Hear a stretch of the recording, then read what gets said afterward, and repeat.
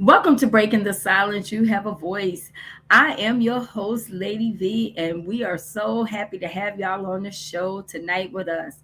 Oh my God, it seemed like I haven't seen y'all in a while. We're sorry we missed last week, but it was birthday celebration. And so, I celebrate the whole month, but, you know, I'm gonna let some other people celebrate this week. It's my baby girl's birthday. I want to give Jennifer a shout out. Mommy loves you. Happy birthday, Jen. And my sister-in-law D, happy birthday, D. It's so many birthdays this month. That's my sister-in-law, happy birthday, Kathy. She's And just my gonna go down the goddaughter, birthday happy list. birthday, Kayla. So I just want to wish everybody in September happy birthday. It's my birthday month, and it'll be some more coming up because my dad and my mom and all of them is coming up too. But we have a really great show for you guys this evening. So I don't know how many of you saw Hunk for Jesus, Save Your Soul.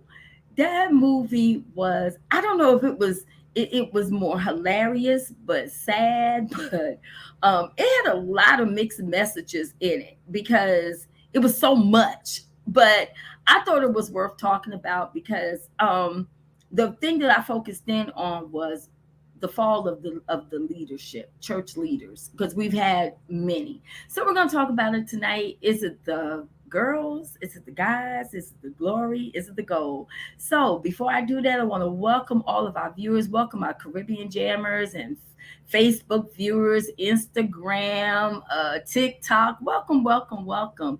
And before we get started, I want to introduce now some of our hosts are going to pop in, so we'll welcome them. But I want to say hello to Silvadia. How you doing, girl? Hi V, how you doing? I'm doing great. Good to see everybody.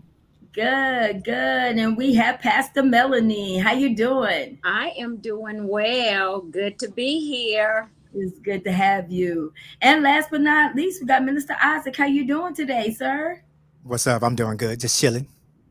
Good, good. Well, we're going to go ahead and dive into this topic because I'm excited because I know that some people saw the movie.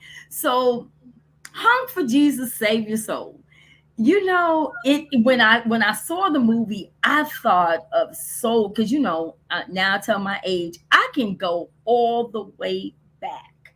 I don't know if some of you remember Tammy Faye Baker and Jim Baker, because that's as far back as I can remember a serious scandal. And to me, that was a I can scandal. I It was a can, I can go back whole to Reverend lot. Ike. Oh, you. You can too. They'll try it.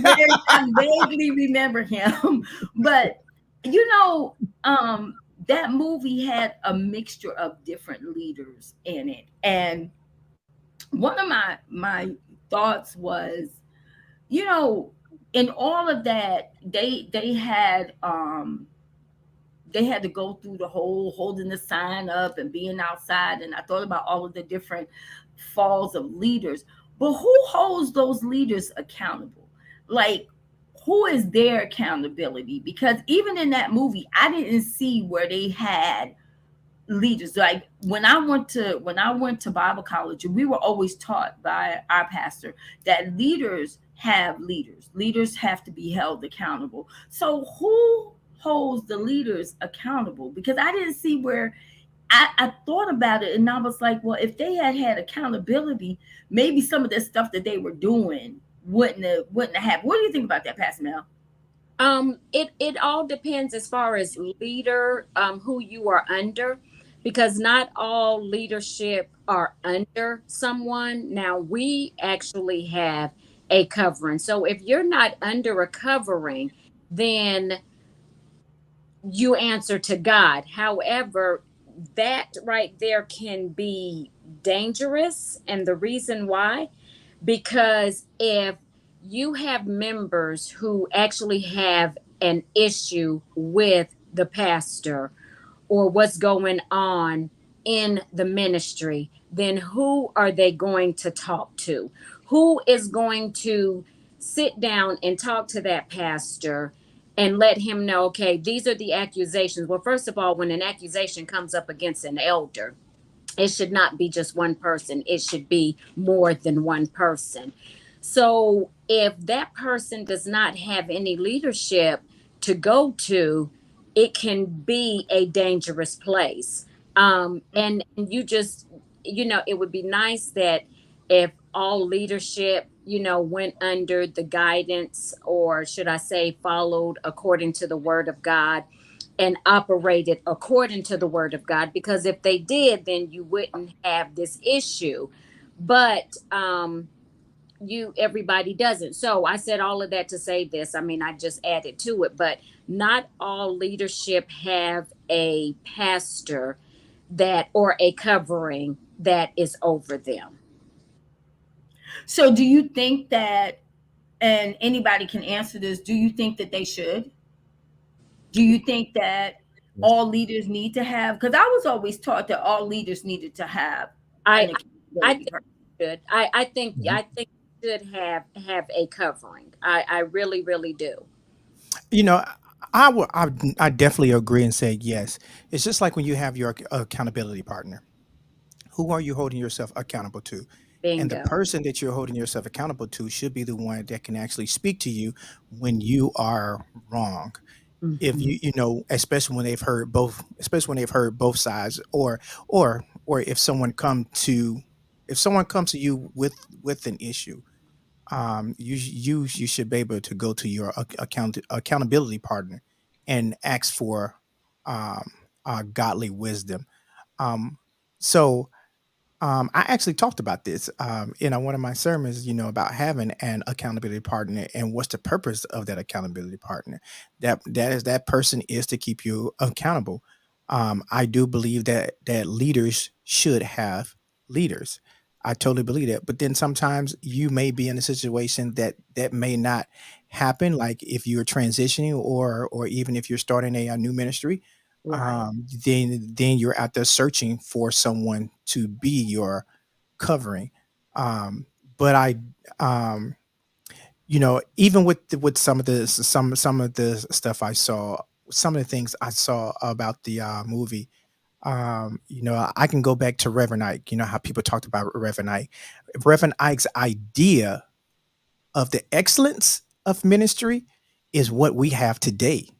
If you really go back, and his idea of excellence in the ministry is what we seek out today.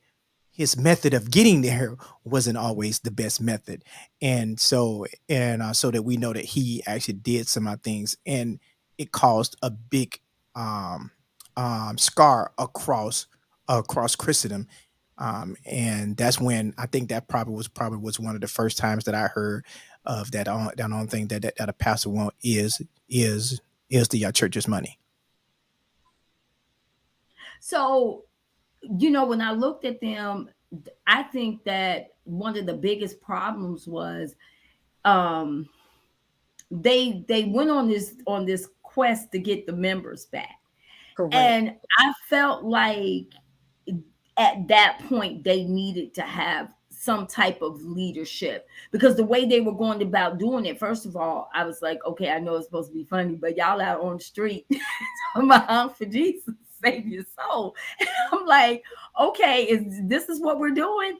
And the thing is, even when all of the stuff came out about him, again, I thought back on some of the leaders that have fallen, and I'm like, the things that they said and did to get back in good grace with people, it didn't altogether line up with doing the right thing. It was kind of like, okay, I got to clean it up. I know I messed up. I got to clean it up, but I'm not really going to do right. I'm just going to try to clean it up so this can look better.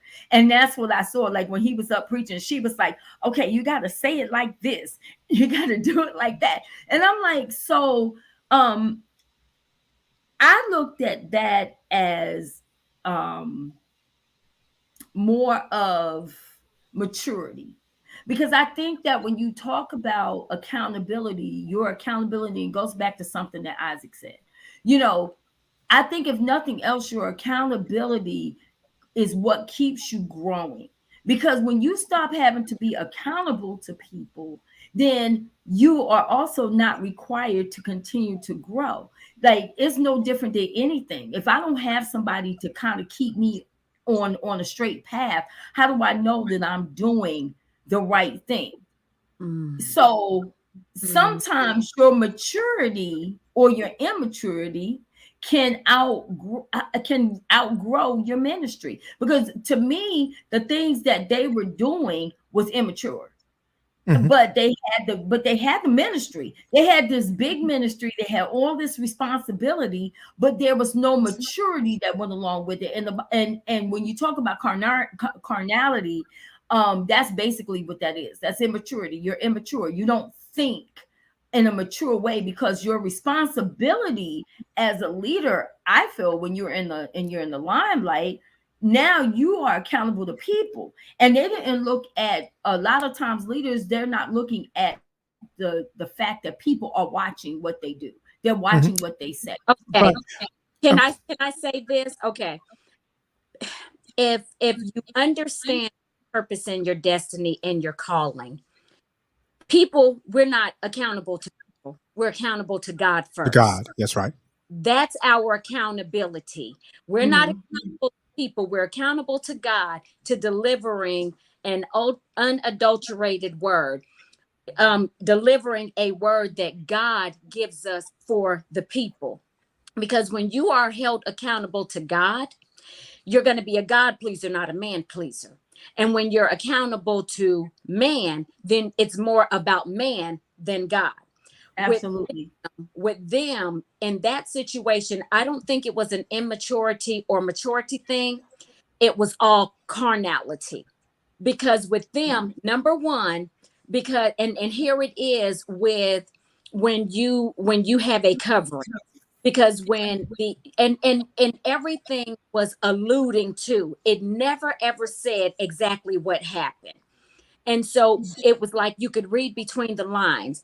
So if you have a covering, then when that accusation comes out, then the covering, I believe it's their responsibility to come, and they can actually begin to deliver a word or to talk to that congregation. And I feel like when a pastor messes up, or even leadership, pastor, whoever it is, especially if you're before the people and you mess up, then it's your responsibility to step back, ask God for forgiveness. You need to get yourself together before you try and lead other people, and then get yourself together before you go before the people again. With them, it seemed like it's the fact that he was caught, or the scandal got out there. So because that scandal got out there, number one, never apologized, never addressed it, never addressed the congregation, none of that. The members left. So here it is. What can I do to get these members back, in spite of what was said or what was done? So here it is. That was man pleasing instead of God pleasing. So I want to read the definition of carnality. It says, according to the Bible, if you set your mind on things of the flesh, then you are carnal minded. Well, I gotta kind of say that ties in with, because when I think of a carnal minded person is immature. Because when you have when it says that to whom much is given, much is required. Well, I can only require something of you according to your level of maturity. So your maturity, as you grow, because it's growing, you're growing in Christ. So you know better. You know better. That's the thing. You know better. So when you look at, you're right. We are accountable to God, but God is looking at us and he's like, okay, it's no different than us with our children. I'm not going to give my 3-year-old the keys to my car. You're not ready. You haven't grown to that level. I only give my children what they need to have according to the maturity level that they can handle it. So when my children were growing up, although you are 18 and you think that you should have the key to my car, you're not mature enough for me to handle that. You may be of age, but you're not mature. So it's the same thing.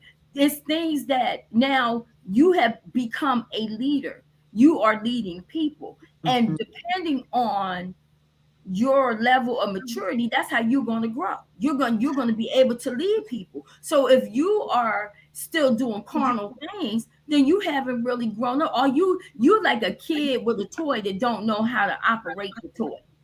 Yes, V. Because you're not applying the word of God. Go ahead, Minister Isaac. I definitely agree with you. I was seeing her researching when did Kim Jong Un, when did he take over? Because he was in his young 20s when Queen Elizabeth became the queen. She was in her young 20s. Um, it's never stated, but when they're that age and they take over, and they take over a nation at their age, there's someone that's on this there's someone that's in the shadows that's actually guiding them, because they want to make sure that the decision that they're making is not a rash decision, or it's a decision that's not going to hinder what's already been established, especially when they are that age, because let's be honest, they are all still maturing. Mhm. um, Mhm. so so even them being at their age and being at the level of and having the level of responsibility for millions of our people, they still had people there to guide their decision making process, to make sure that they understood the weight of their decision, and that they could see the left and the right side of their decision. um I and you used a great analogy about how that when we is that when we're training our children to drive, there's our steps. That we start with our step one and giving them the understanding of the danger of the vehicle that they are driving. And so then we go through them, teaching them the different electronics and the panels, and what each button mean and what it does. So you go through all these processes, and then it leads to them starting the vehicle. Then it leads to them to putting it into a different gear, so forth and so on. Um, I feel that where spiritual leaders have messed up is when their pride has gotten in the way. This is where I am. This is who I am. I have arrived at this level. Who's going to tell me what to do? And I think that when you get to that, that's when God that's when God deals with you accordingly. And as the words say, that's when you're turned over to a reprobate mind. Uh, and so then you started to and I so then, and so you start doing things that are very uncommon to your character. And then when the scandal come out, you looking crazy, and then you trying to explain with everything, just like you brought up Jim and Tammy Faye Baker. They were charged for selling the same room multiple times, and knowing that people was coming, and knowing that they didn't have room for them, right? So that's where it actually started from. Then you look at what's his name, that just what's his name, the one that had the sex scandal, that actually talked about him. um Jimmy Swaggart. Jimmy Swagger, yes, it's Jimmy Swagger, that that he talked about them extremely negative. But then when his closet was exposed and he out having sex with our prostitutes, oh, and then, oh, please forgive me. Huh? He didn't actually have sex with them, but go ahead, Well, go ahead. yeah, but he was caught in hotels rooms with the prostitutes, right? Mhm. Uh, and then it probably wouldn't have been so bad if he had staff members with him to hold him to a level of accountability, meaning Right. that you holding him to a level of accountability. Hey, I'm going to minister to, quote unquote, minister, if he's going to minister. I'm going to minister to these women. I want to have my staff here, or I want to have my inner circle here, for accountability purposes. But no, he was caught. But he was caught in the wrong. You look at who else? Who else? Everybody that has had challenge. Every spiritual leader that has had challenges in their marriages or in their leadership of a ministry. Where was their inner circle of accountability. Even when Paul Morton, when he came to the pulpit drunk, um, where was his inner circle, and how did he make it from wherever he was to the pulpit, and nobody in his inner circle stopped him?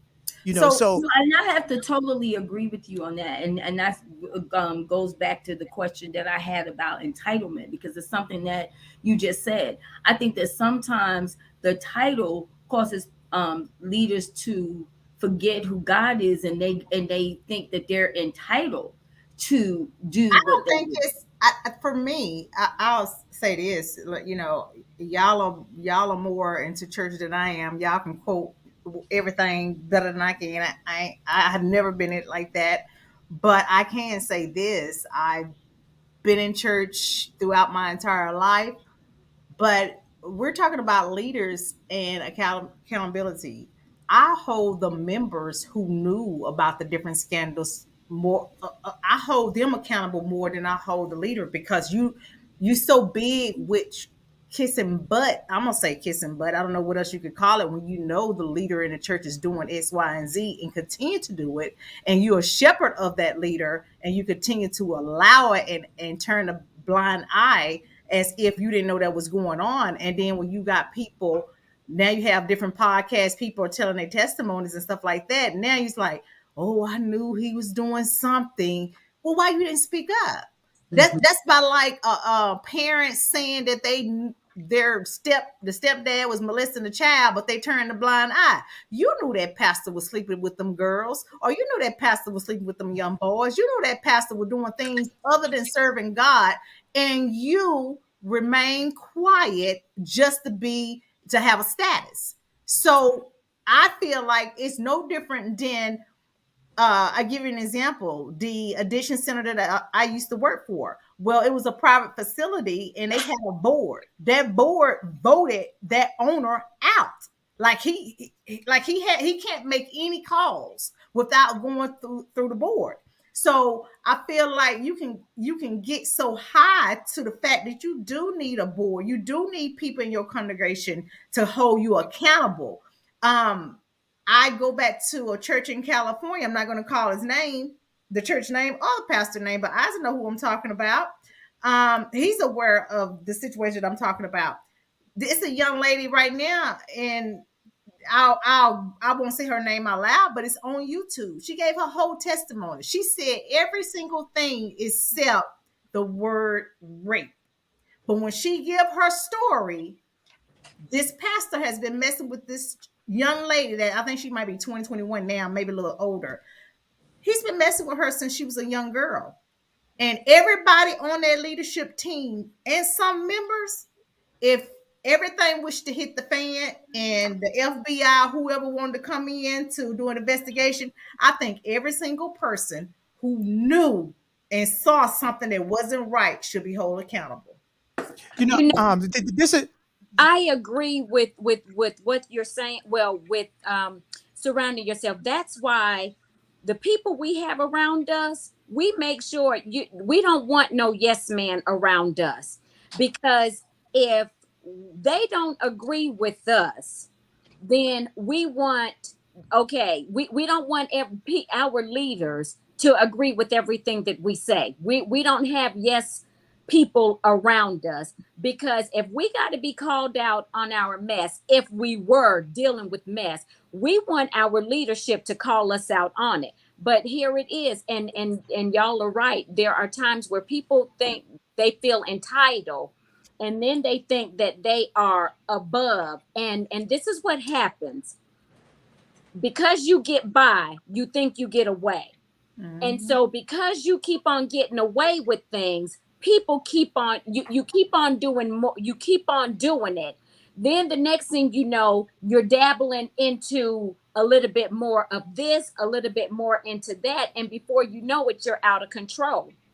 And that's why, and I'm going back to what I was saying earlier. That's why our, if we keep God at the center and saying, God, it's number one, it's Mhm. not my people, God, this is your people. God, I have to remove self and get me out of the way because I'm just a vessel and I have to lead your people. But if more people would think like that and acted like that, I don't think it would be as many scandals as there are today. But when you go back and look at the Bible, look at David, what he did with Bathsheba.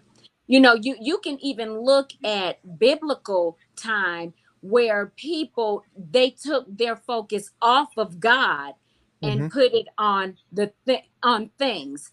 And when you Mm-hmm. do that, this is when you cross over, and this is when things can end up having you. Galatians 5, here it is. Here it is. When we're talking about lust of the flesh, that's First John though. Lust of the flesh, lust of the eyes, and the pride of life. If we are not careful, this is exactly what happens. Because when I think about the movie and what they were dealing with, I I didn't see nothing spiritual with neither one of them. It was all about, here it is, the gold, the glamour, the guys and the gals. It was, but they knew how to put on the save face A when they show. wanted to. Well, I A don't even show. know if Yes. they knew how to do that, because one thing I can say too, when you talk about entitlement, when you're a leader, leaders have to remember that they are servants. You It, know, a, so a large part of that when people, they, and that's one thing I can say I love about, hi mom, my mom and my dad, is when I go to their church, they serve the people. Like, it's never a time. My mom will make all the plates. She'll make all the plates. She's been doing it for years. She'll make all the plates. She'll be last one to eat and make all. I've never seen like my mom and my dad sit down. Although I would like for them to, where the people would serve them, they serve the people. And that, I think, is the bigger thing, is we forget that we're servants.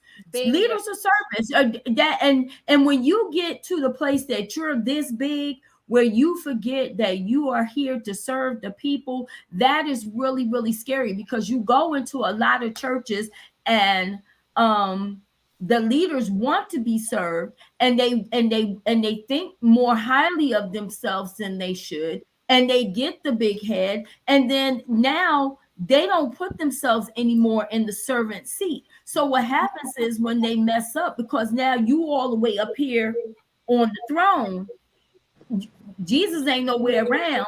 You trying to honk for him, and he ain't honking back. What happens is, now you have put yourself in a bad situation, because people are looking at you, and the focus is no longer on God, it's on you. They're looking at you, and they're like, oh, look at what shoes she has on. Look at the outfit she has on. Look at the hat she had. Like, when she walked into the place and she had the and she walked in. I don't know if I couldn't figure out if the hat store was connected to the church or what, but it was like they were so materialistic. They It were. was no, and I've been to churches like that, where you have those leaders that you can't even touch, you can't even say hello to, because when they walk in, it's like it's all about And them. that's why I don't care for mega churches. Don't get me wrong. I love listening to TD Jakes because he speaks some real stuff. However, what I've noticed about churches like TD Jakes is people go there because of the name. It has nothing to do with serving the Lord. He has a church in Dallas. I remember when I was living in Dallas, I wanted to attend the church. I heard so much about it. Each Sunday that I tried to go, he was not there. It was, one of the other pastors that teaches alongside of him. I wanted to hear him preach, but he's gotten so big in so many churches and so many everything else, where you basically got to make an appointment that, hey, he's going to be here on this date in order to actually see him in the flesh. And I feel like it's his name is what's getting people to come to the church. It has nothing to do with serving the Lord or the people. And I feel like that's like, for me, I prefer a smaller church where if I'm going through something, I can go to my pastor or my pastors and say, hey, this is what is going on with me in my life. Can you help me with this? Or however the conversation wants to go. You get too big where you're not able to actually cater to each member at least sometimes or every now and then. I think that's the issue with me. I'm going to slightly disagree with that, and I'm going to disagree with that for this, One second. and I'm going to disagree with that. Huh? I want to give Dr. Bennett and Okay. Reverend Jay to answer that question before. Hold that thought, Dr. Isaac. The question was, do you think that immaturity outgrows the ministry? And does the title give special entitlements? And I would like to hear from Joy, Dr. Bennett, and Reverend Jay. You said, does the immaturity? Does the maturity outgrow the ministry? Do you feel that a lot of times leaders fall because of immaturity? Oh, absolutely. Absolutely. And carnality. Absolutely. Okay. Absolutely. Immaturity and carnality. Because when people get caught up, and not just, are we talking about just pastors? Or are we talking about? We're talking about leaders. Leadership, period. In the church. Elders. In the church. Elders. All leaders in the church. Okay. So the question, the answer on my part is it's immaturity and carnality. Because when you get caught up into certain things, you're putting other things before God. And the only way to conquer that, you have to put God first. You have to put God first. I say this, I use this statement to answer this question to people when they say, I have no other choice. What do you mean you have no other choice? You have a choice. You have a choice to yield to the lordship of Jesus Christ. And a lot of times people they're caught up already. They're immature. Some leaders go into ministry, whether it be pastors or elders or whatever, and they are immature to start with. And it takes time to grow out of things, and you can't rush that. So now what do you have? You have the great pretenders, pretending that they're through this and pretending that they're through that. And they're going through a lot of hurt, a lot of pain. I heard you talking about Jimmy Swaggart. Jimmy Swaggart had this problem a long time ago. Bingo. I mean, that's an old demon that was following him. It just so happens that it became full blown at a certain time when it overtook him, when he could no longer control himself because of immaturity. Reverend Jay? Oh no, yes, I agree. Everything that Dr. Bennett said, immaturity, carnality, definitely. And then, of course, there's a lot of things. All leaders have issues like the people they're leading. Again, and not working on those issues will also come to lead you to have a fall. So, it's a lot. It's not just one thing, not just three things. It's a whole bunch of things. Because while they're leaders, they're still in the process of growing, changing, so it's complicated. Joy? I agree with Dr. Bennett and Rev J as well. I believe it's a bunch of things, a large combination of, and it could be different things at different times. A lot of different people, they still have lives. Leaders also still have lives. So you don't know what they're going through for specific times, where they are mentally, physically, emotionally, spiritually at the time when they're enduring whatever it is that they're going through. So I believe it can be a combination of things which causes them to stray or fall, have a fall from grace. I would give a good example. A good example is that everybody talk about the fall of Samson, but again, if you read the backstory on what he went through, of his wife being given away to a friend, and then the Philistines setting his father-in-law and wife on fire Mhm. Now, if anybody normal would have went through that, would have had probably a nervous breakdown and probably lost it Right. all. So again, so when I look at that Samson story, I see a lot of backstory playing into his now wanting just a rest, wanting to break, and now we see him laying his head in a lot of his lap. Matter of fact, before that, he was sleeping around with women. Mhm. Mhm. Then we find himself with his head in the lot of left. So that just gives a picture of when you see someone fall, it can be a lot of things that it encompasses that That's right. a person's Yes. failures. That's right. Now I Okay. want to go back to Dr. Isaac. What were you going to say?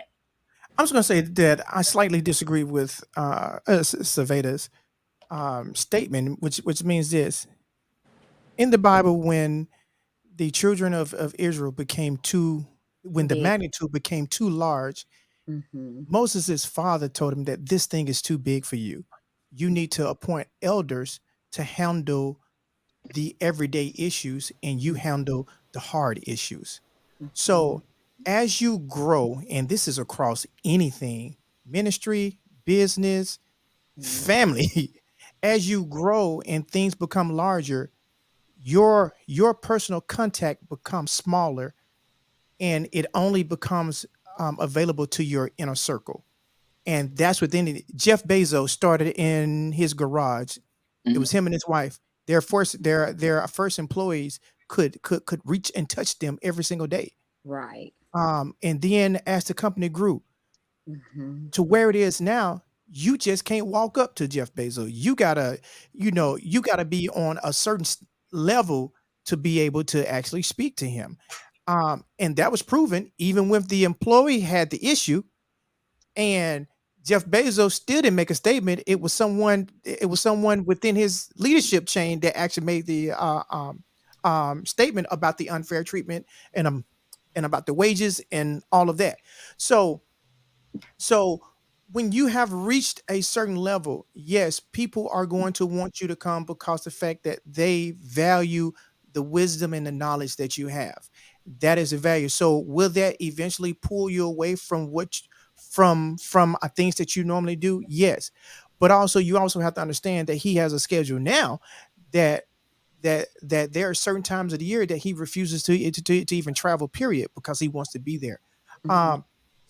Um, and that's with any super mega church that's out there. Those pastors travel a lot because people value their wisdom and knowledge. So, and I would say when it comes to the congregation holding a leader accountable, remember that leader knows your issues just like that. Now you became aware of theirs.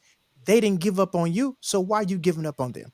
Say it. Well, It's I want to say something, because I kind of agree with both Saveda and Isaac, but I think that when you talk about the mega church, I think that where the downfall is, once they become mega, in the process of the growing, you have to make sure that, because I've been a member of more than one mega church, but the one thing that I can say that I appreciated was, once that church became mega and it began to grow, they made sure that they had leaders and leadership in place where Mhm. there was nothing lacking in the Mhm. ministry. So whatever you needed, they had classes set up, they had account they had people that were accountable. So if you needed counseling, you had your counselors. If you had financial issues, they had people who taught on finances.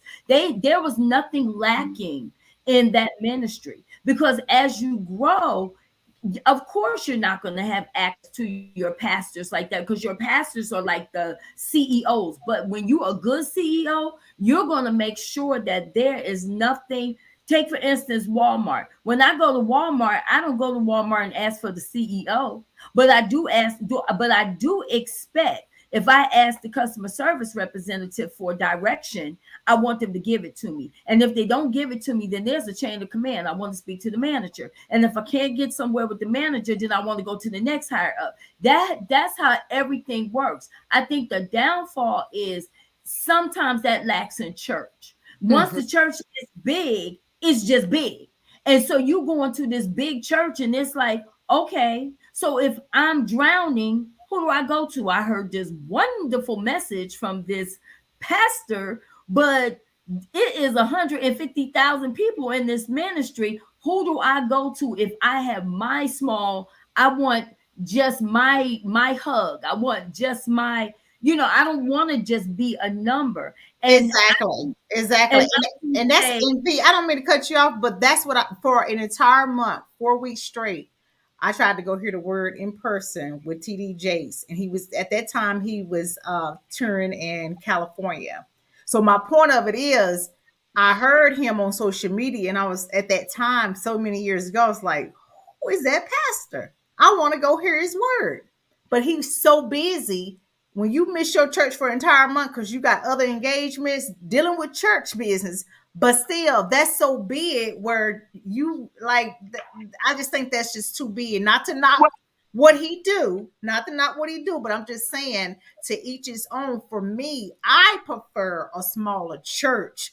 That way I can hear what I need to hear from the person I want to hear from. Watch this. When Sweets by when Sweets by Lavelle explode, and you become and you become multi-state, you can't be at every single store.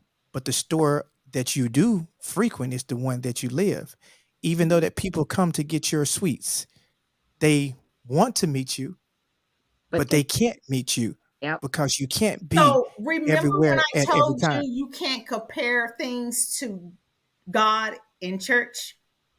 You just can't. When you look at the principle of it, yes, you can. The principle of it. So you telling me Sweets by Lavelle is the same as a pastor who's giving? I give you an example. I think what he is saying, which I understand exactly what he's saying, and let me say this: I understand that you wanted to go see Bishop T.D. Jakes.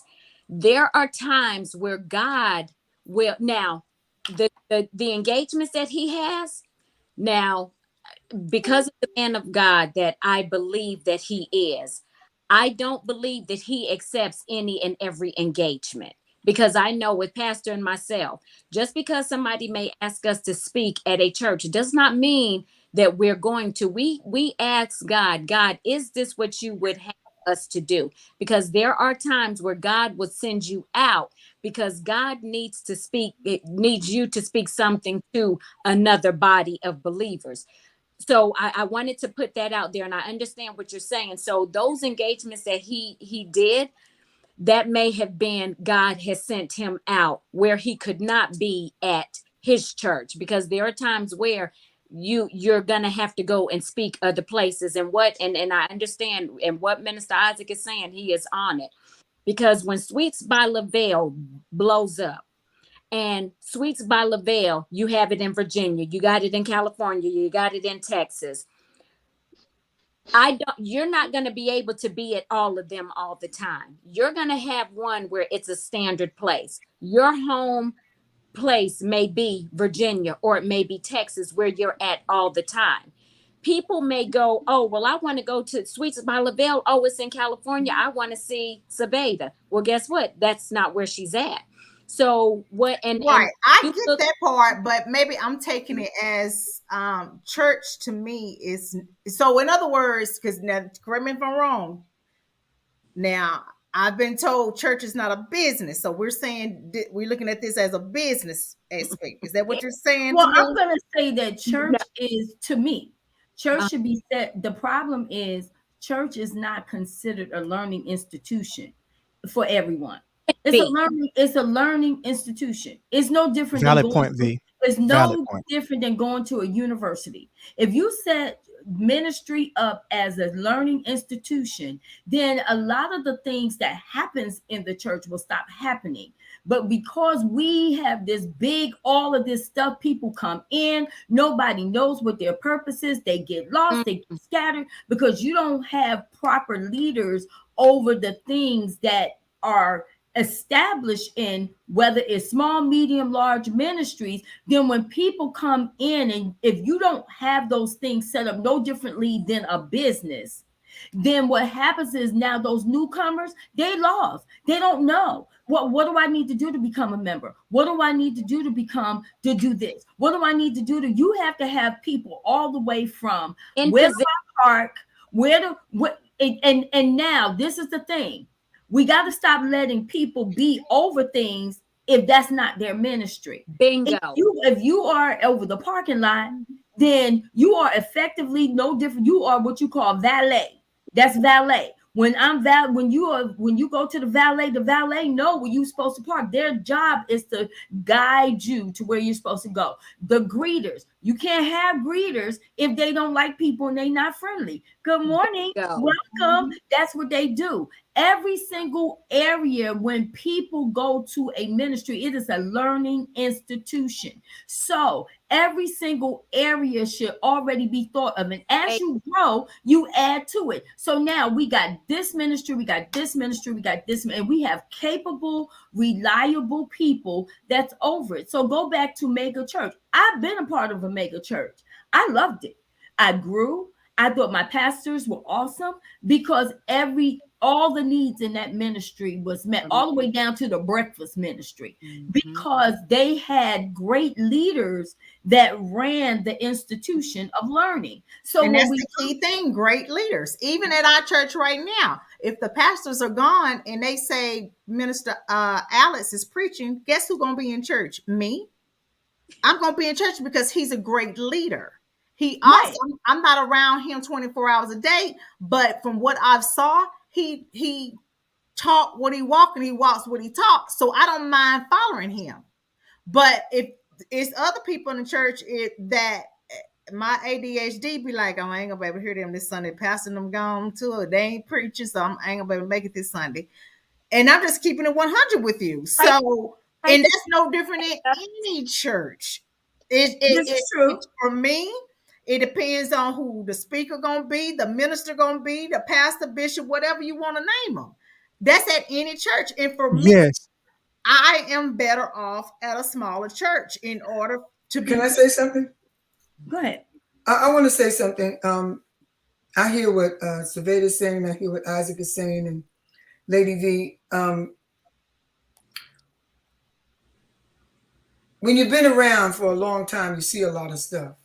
When you mingled with a lot of pastors, mega church pastors, pastors of smaller ministries.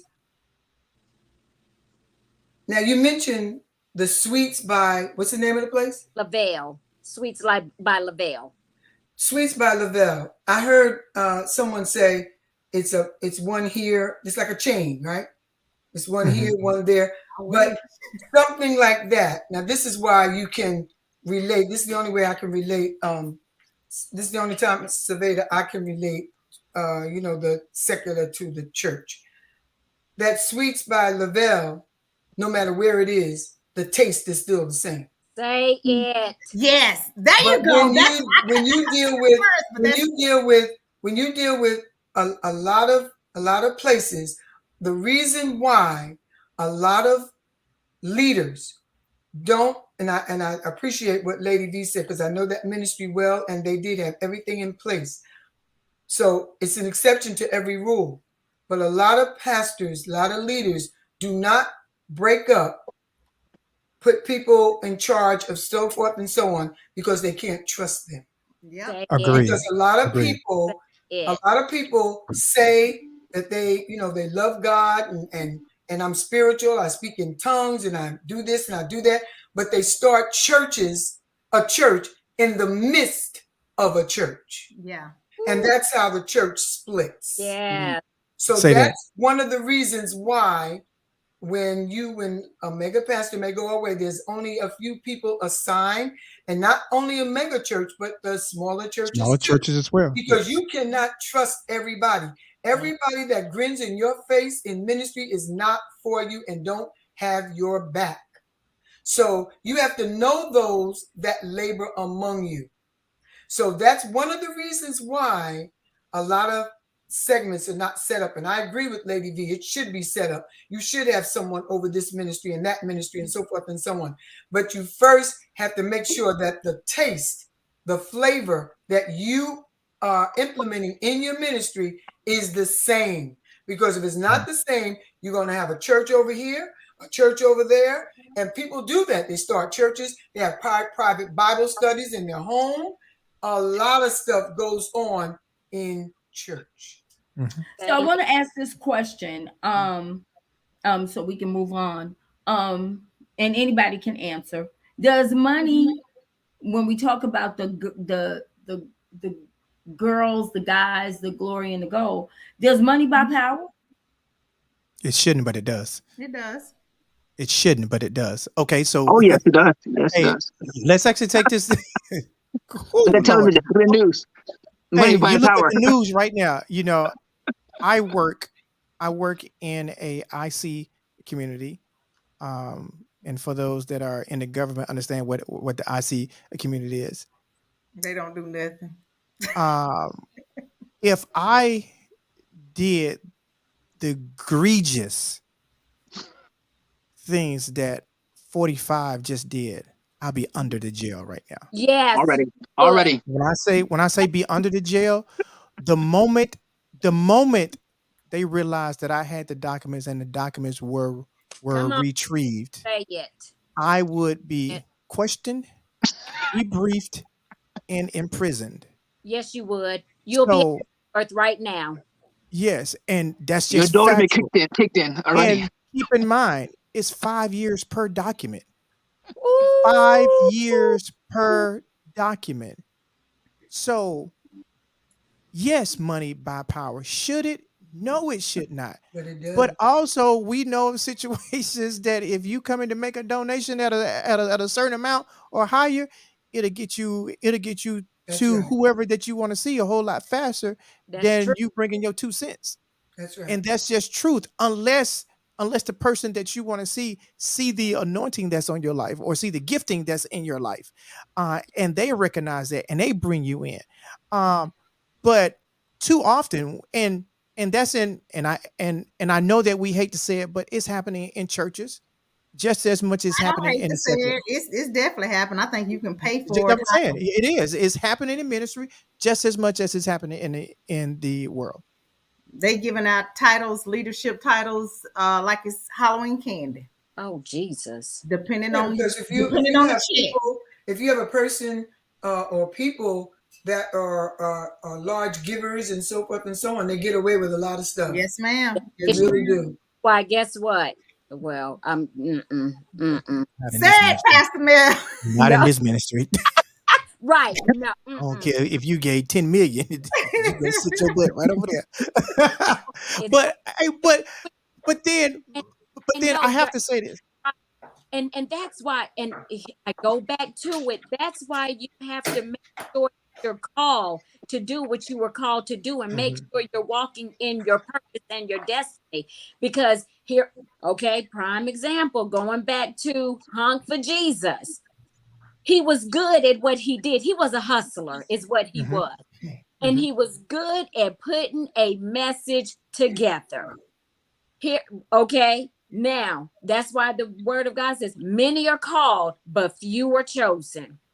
And with us, it's all about your souls. Our job is to point people to Jesus Christ. That is our job.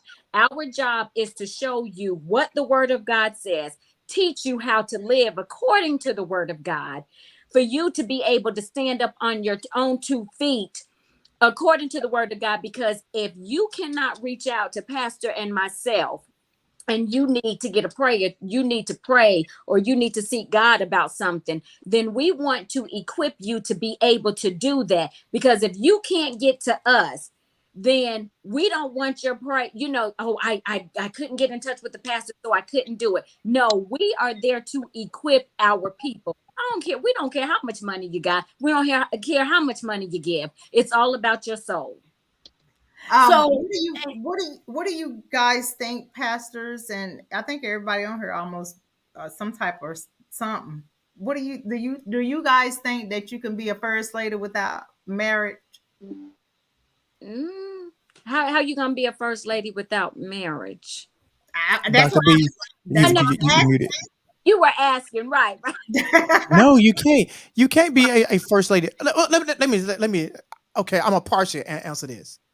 I understand that there are single pastors, there are single women pastors, there are single men pastors, Correct. and I do understand the context of your question, because when it has gotten to that point to where the decision is made to where we are going to move forward into marriage, um, can you be the first lady of a church? The correct answer is no. Correct. You that is the correct answer, because you don't become the first. You don't become the first lady until you become Married. Mrs. of So is that whoever it is. is You have that to be a in wife to the be a first lady. Bible, or is that a person's opinion? That's not a person's opinion. That's just factual. Okay, all You right. can't be a Hold perfect, on. a Or perfect is that in lady the dating a Bible? woman. Okay, so Let me actually validate that. if we Let me have- validate. Let me validate that. Silvadia, you and I live together. I asked you all that. Okay, hold on. No, but I'm validating what you are asking by actual. There are things that I do for you. You know, I often say that I take care of you in some I essence. said, answer the Excuse question. me, ma'am. Excuse me, ma'am. Excuse me. I say that in some essence, I take care of you as if you are my wife. Just because I do that for you, it doesn't create the ability for me to claim you on my taxes. I can't. So just because the fact that I'm moving into the essence of marriage, and we've gotten engaged and we've set the wedding date, I cannot place a woman, if I'm the pastor, I can't place that woman that is the figure in my life, the first lady, until the day that I put that ring on her finger. Who said Well, that? my question is, and I think that Saveda just asked it.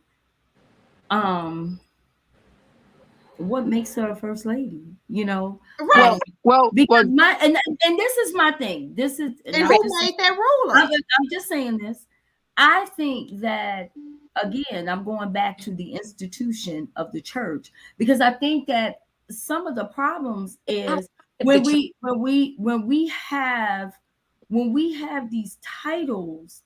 I remember years ago when they wanted to give you titles like missionary and evangelist and mother, and so people acted accordingly to these titles. I never forget, I'm in my 20s and somebody tagged me on as a missionary, and I remember saying to them, well, first of all, a missionary has a mission, and my mission right now is to take care of my 4 children.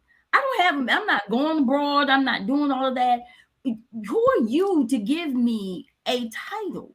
You know, just because I marry somebody doesn't mean that I want to be in that title. So I think that that's the first thing we need to establish, because just because you're the pastor doesn't mean I'm the first lady.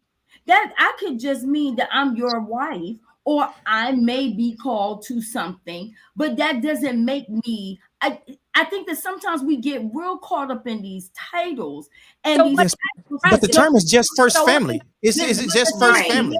wait. What? So when we talk about, if we want to bring in the Bible, there's no first lady in the Bible. Jesus didn't even have a wife, and Jesus didn't have a church. That's the thing. So my thing is, when we talk about titles, I think that sometimes, because go back to the movie Honk for Jesus, she was a terrible first lady.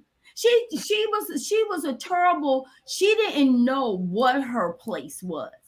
She had this husband. Now we're going to go back to the topic, the fall of church leaders.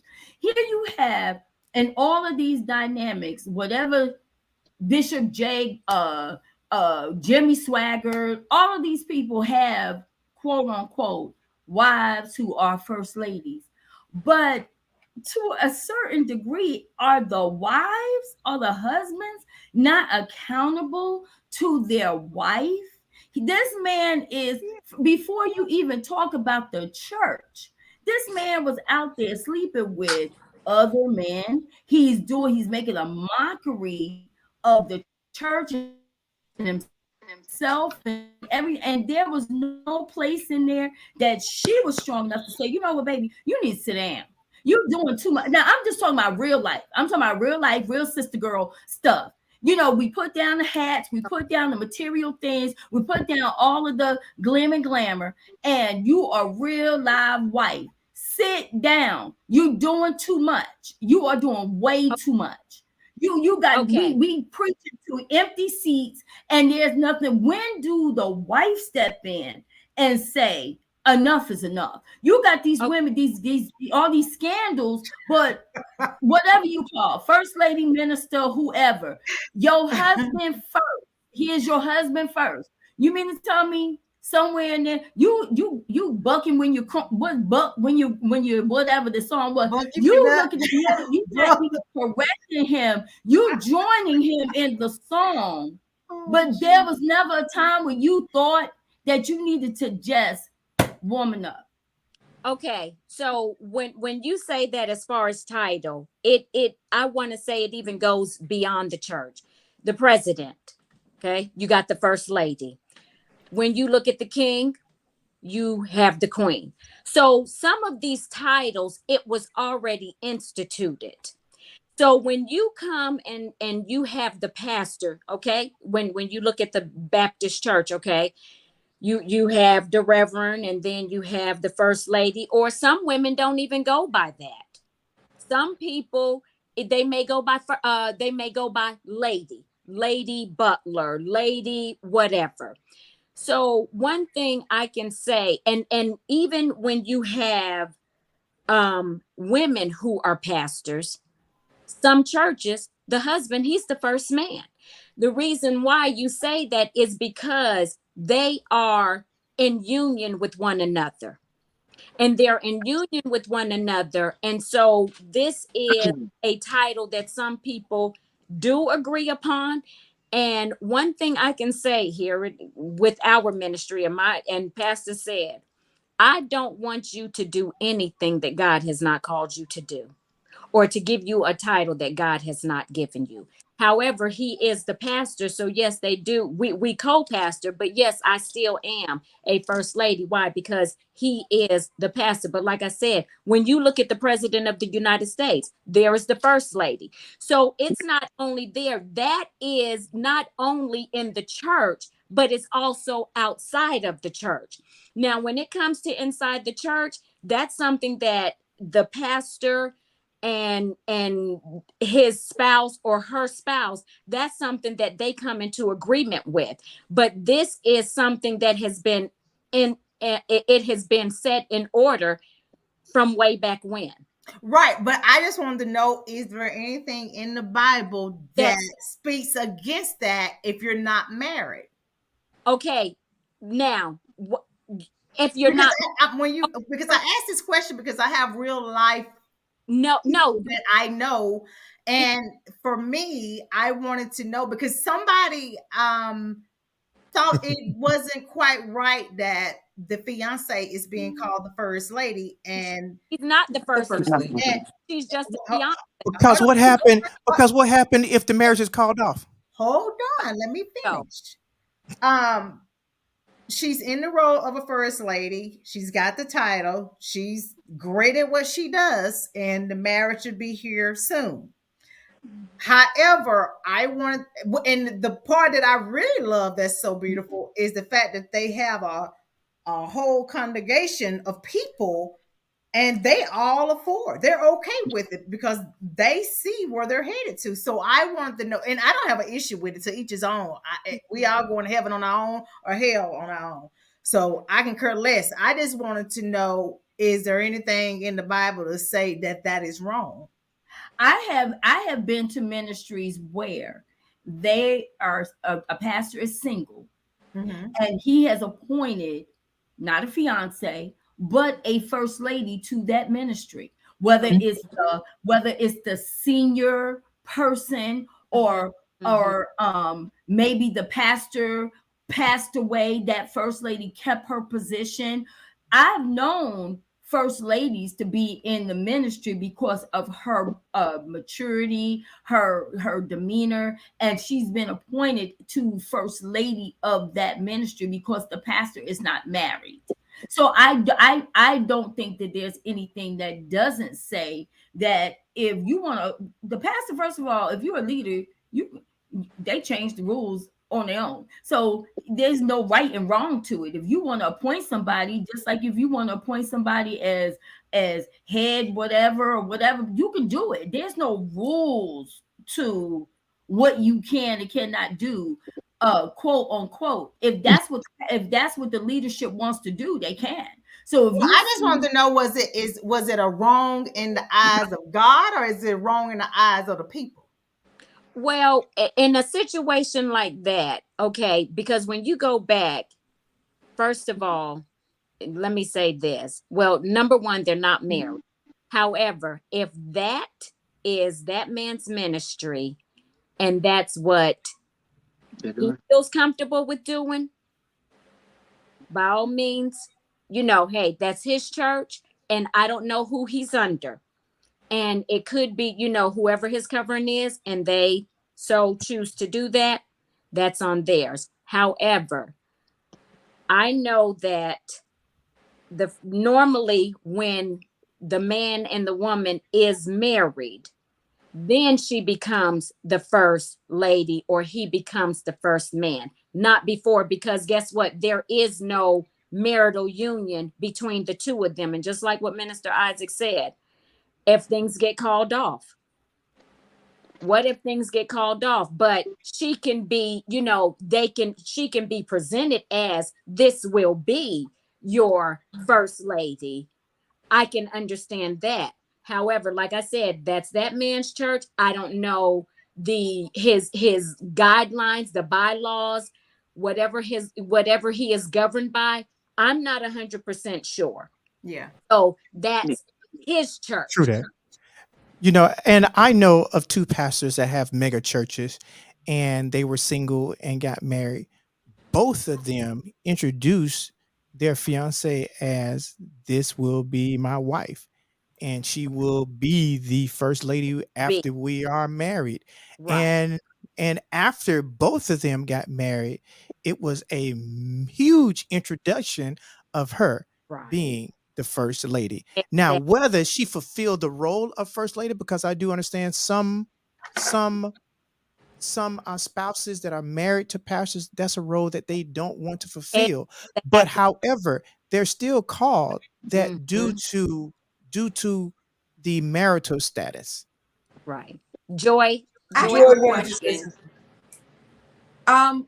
What is the role? Because like, if you go into the role of first lady, I figured that a first lady, that's just who you are. That's your title. Like, even if a president, whoever he's married to, we've seen, Trump's wife, she did nothing. She didn't even want to hold the brother's hand, let alone serve our nation. But you have Michelle Obama, who was, she would go out and she'll do her thing as a first lady. So my thing is, in a church, likewise in a church, what is the role of a first lady? Because I've seen all different kinds of first ladies, and it all depends on her call. That depends on the call that's upon her, and also what her and the husband say her role is going to be. So nobody can say what that role of lady is gonna be, unless, like I said, some are called to it, their passion could be youth ministry, helping hands ministry, whatever it is. However, that's why first ladies can't be put in a box, because you got to remember too, that's right, ministry has its own vision, and according to the vision, that's how, like, if you look at some ministries, it may be outreach. So a lot of what they do is outreach. So however, like I said, that first lady role may be, God may call her to do something else or to go above and beyond. But like I said, well, see, that's the thing for me. That's why I have nothing. You can't put the first lady in a box, because you don't know what her call, what her destiny, or her purpose is. And that's why when I first saw that, I thought about it and I was like, I have nothing bad to say against that because that's between them and their God. But at the same time, what this woman does, she do so much in the community too is outstanding. And Anywhere from abusive women, you name it. She's in there. If you had to write down the responsibility, if somebody gave the first lady the responsibility, this woman did it before he asked her to, before they even started dating. She was doing the work in the community. She if anybody had to deserve that title, I would say it will be her. She's amazing. So I was just wondering, because there are some people that's like, she shouldn't have that title. They ain't married yet. Well, to each his own. Well, the title First Lady is really just the title given to the pastor. Just let's keep it in the marital sense, to just give her a title to let people know that this is the First Lady as far as my lady, because there are a lot of first ladies that have never done anything. Exactly. They don't have a calling on their life. They don't do any. And when I say nothing, I'm talking about nothing. Nothing. It's just the distinction between the pastor's wife and the other women. That's all it. Mhm. That's all it is in some ministries. So you don't have to have a. I mean, I'm not called. I'm not labeled, and I don't accept that label as a first lady, because to tell you the truth, I am really not the first lady.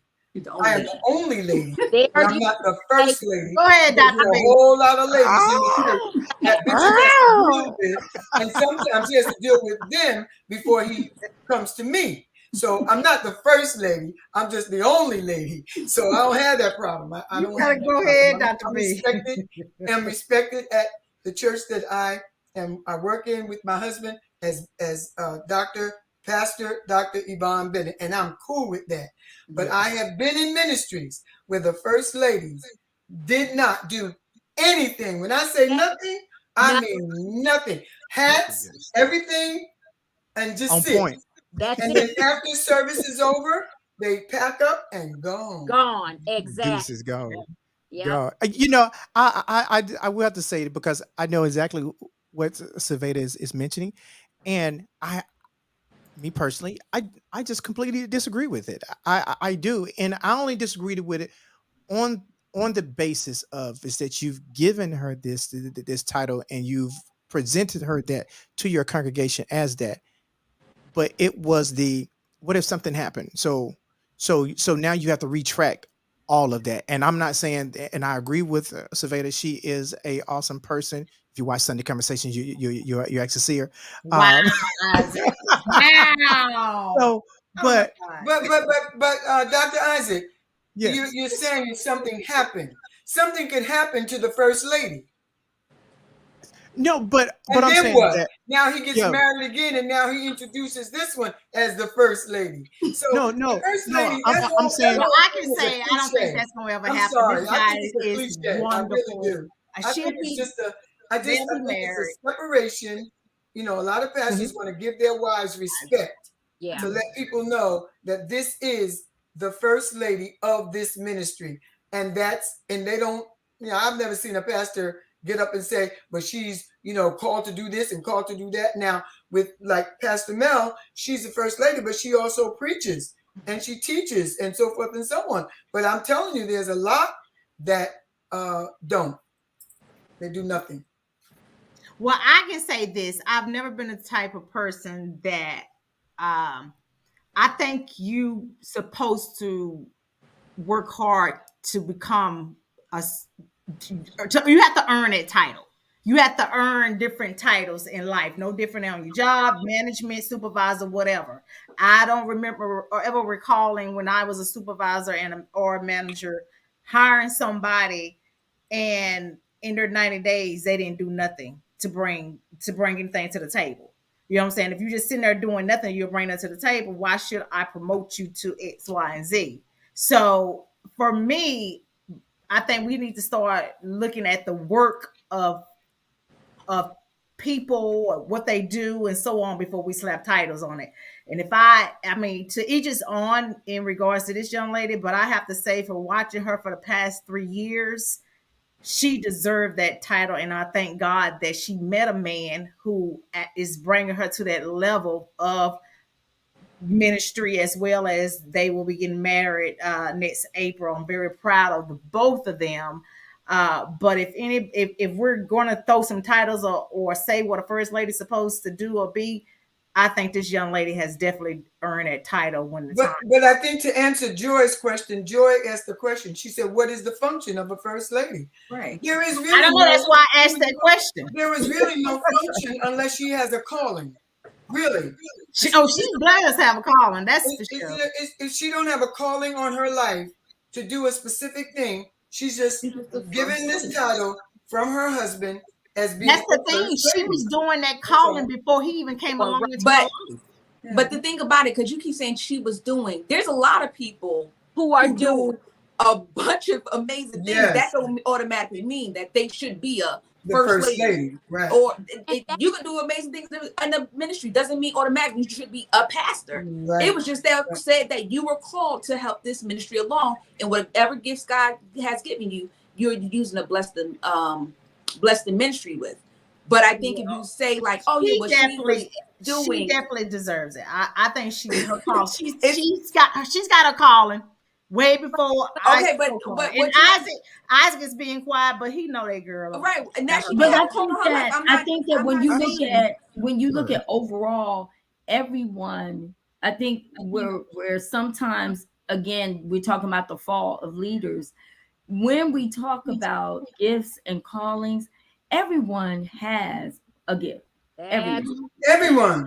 And I think that what happens is, and it's something that we go back to with the whole purpose of ministry is, one, we have a responsibility to cultivate and make opportunity for everyone's gift. Because if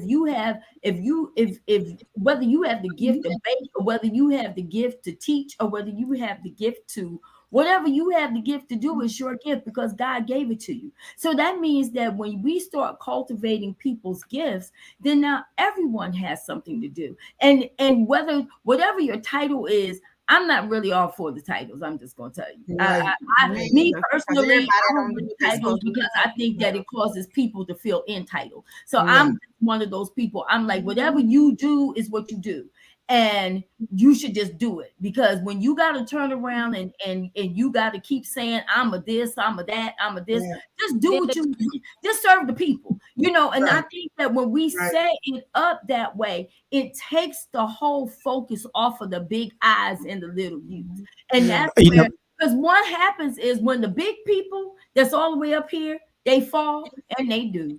Then now you got a whole bunch of people, they leave, and then the people are leaving because they disappointed in. But when you have a well operating ministry, it takes the focus off of the hierarchy. It takes the focus off of that, because then it's like, okay, well, the pastor did something wrong, because it's gonna come out, and the pastor's wife said, yeah, but you know what, I believe this.